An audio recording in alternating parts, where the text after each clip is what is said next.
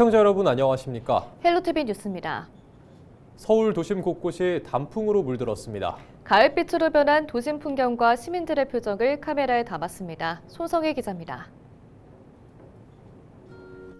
울긋불긋 가을빛으로 물들어가는 거리. 서울을 대표하는 단풍 명소 양천 신트리공원 가는 길입니다. 아늑하게 펼쳐진 단풍 터널이 마치 만화 영화 속 한 장면 같습니다. 시민들은 짧은 가을이 아쉽기만 합니다. 아쉽긴 하죠. 바람 날리고 하니까 너무 기분도 좋고.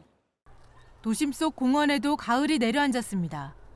산책 나온 부부는 공원 의자에 앉아 가을 정취를 만끽합니다. 이 배경이 너무 좋아서 높은 산 올라가느니 가까운 집에서 가까우니까 이렇게 산책하고 이렇게 한 바퀴 돌면서 힐링도 하고 아주 최고 좋을 때라 아주 행복하게 둘이 걷고 있습니다. 부부는 낙엽을 보며 지나온 시간을 추억하고 남은 날들의 사랑을 노래합니다. 당신이 얼마나 내게 소중한 사람인지. 노랗고 붉은 물결이 출렁이는 이곳은 올해 서울 단풍 명소로 새로 선정된 안양천 제방길입니다. 빌딩 숲 사이 탁 트인 하천변에 은빛 갈대숲과 알록달록 단풍이 어우러진 가을 풍경이 흐르고 있습니다. 내 집 앞이 단풍 명소라면 아파트 단지 구석구석 가을이 들어차 발걸음을 옮길 때마다 가을이 밟힙니다. 여느 단풍 명소 못지않은 이곳은 목동 90단지 사이길입니다. 단풍 구경을 어디로 시간 내서 나가지 않아도 수시로 볼 수 있어서 좋고, 집 안에서도 나무들이 워낙 수령이 오래돼서 저희 집이 8층인데 8층에서도 밑이 내 집 정원처럼 잘 보여서 너무 좋아요. 서울시가 뽑은 도심 속 단풍 명소는 110곳. 서울시 홈페이지나 거주지가 속한 구청 홈페이지에서 확인할 수 있습니다. 헬로티비 뉴스 손성혜입니다. 은평구 녹번동 35에 78 일대가 신속통합기획 재개발 후보지로 선정됐습니다. 서울시는 지난 3일 제5차 주택재개발 후보지 선정위원회를 열어 7곳을 신속통합기획 후보지로 정했다고 밝혔습니다. 이번 선정으로 신속통합기획 재개발 추진구역은 총 136곳이 됐습니다. 시는 주거환경 개선 시급성, 주민 참여 의지 등을 종합적으로 고려해 선정했다고 설명했습니다. 녹번동 35에 78 일대는 70% 이상의 주민이 사업 추진에 동의하는 등 주민 참여 의지가 높은 지역입니다. 이번에 선정된 신통기획 재개발구역은 토지거래 허가구역으로 지정하고 지분 쪼개기 등 투기성 행위를 막기 위해 후보지별 권리 산정 기준일 고시 및 건축법에 따른 건축허가 제한을 시행합니다. 은평 어르신 일자리 박람회가 오는 17일 은평구청 5층 은평홀에서 열립니다. 올해로 4회째인 어르신 일자리 박람회는 60세 이상 구직자에게 재취업 기회를 제공하기 위한 박람회입니다. 경비원 시설관리, 산후관리사 등 32개 업체가 참여해 현장에서 참여자를 대상으로 면접을 진행합니다. 은평구에 거주하는 60세 이상 시민은 누구나 참여할 수 있습니다. 행사장에서 구직자를 위한 이력서 사진 촬영, 키오스크 체험 부스 운영 등 다양한 취업 지원 서비스도 제공합니다. 양천구가 공항소음 지역 청년들의 진로 설계를 지원하기 위해 청년 아카데미를 운영합니다. 참여 대상은 신월동과 신정동에 거주하거나 활동 중인 19세에서 39세 청년이며 제대 공인에는 연령 상한이 최대 3년 연장됩니다. 교육과정은 최신 취업 트렌드와 포트폴리오 작성법, 생성형 AI 활용법 등 직무 교육부터 임상 미술 심리와 목공 클래스 등 심리적 회복을 돕는 다양한 교육이 열립니다. 교육은 신정 3동 양천 창업지원센터에서 내년 4월까지 매월 1, 2회씩 모두 10차례에 걸쳐 진행됩니다. 서울시가 신혼부부와 청년들의 주거 안정을 위해 임차보증금 이자 지원을 대폭 확대합니다. 먼저 신혼부부가 자녀를 출산하면 대출 기한을 기존 최장 10년에서 12년까지 연장됩니다. 이 밖에 보호시설에서 퇴소한 자립준비 청년을 위한 추가 지원금리 1%도 신설했습니다.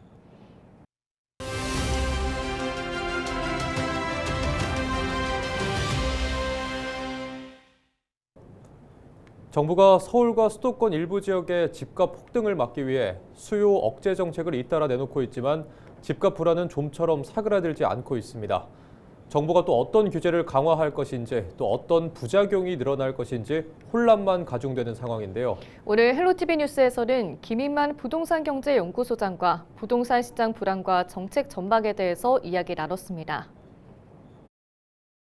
거래가 일단 절벽, 매물 잠김이라고까지 지금 표현하면서 얼어붙고 있는데 지금 상황에서는 이걸 어떻게 바라보고 계신 거예요?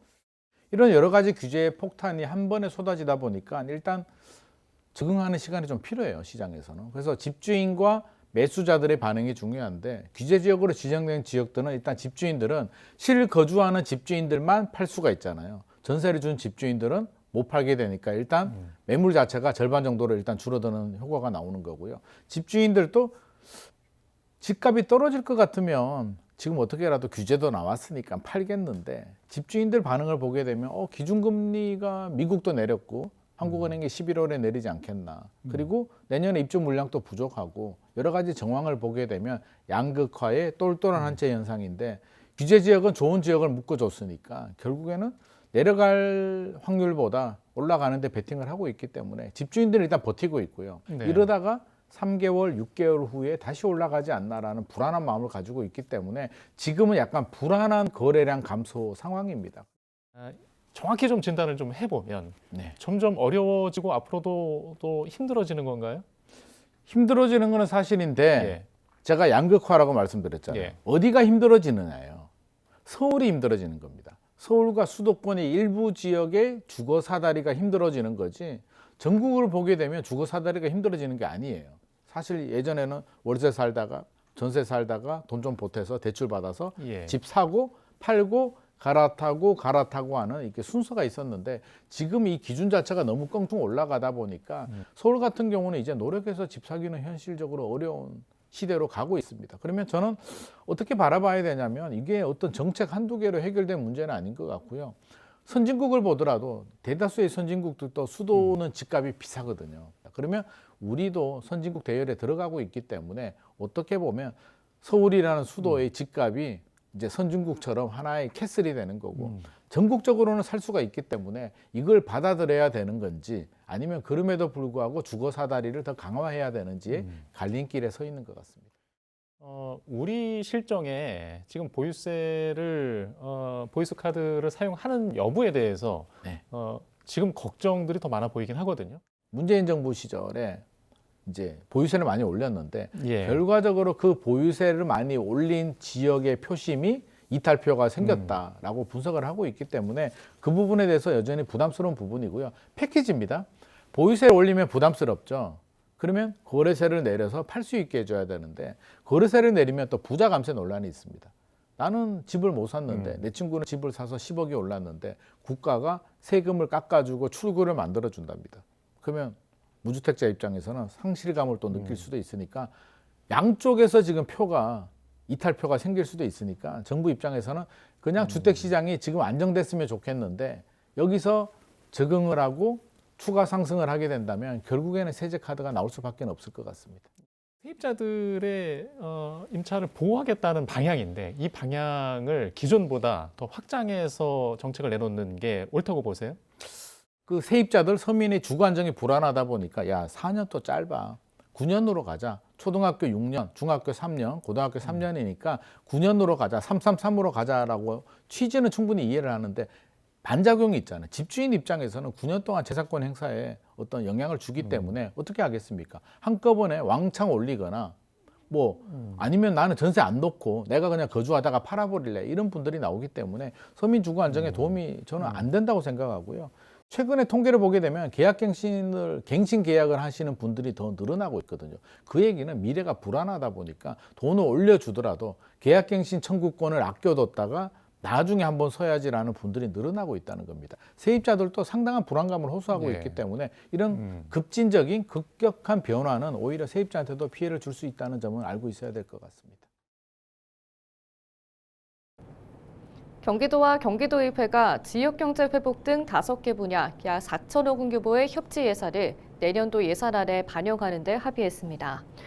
도와 도의회 간 소통협치기구인 여야 정협치위원회는 지난 4일 전체 회의를 열고 2026년 본예산 협치예산 합의문과 특별조정교부금 제도 개선 합의문에 서명했는데요.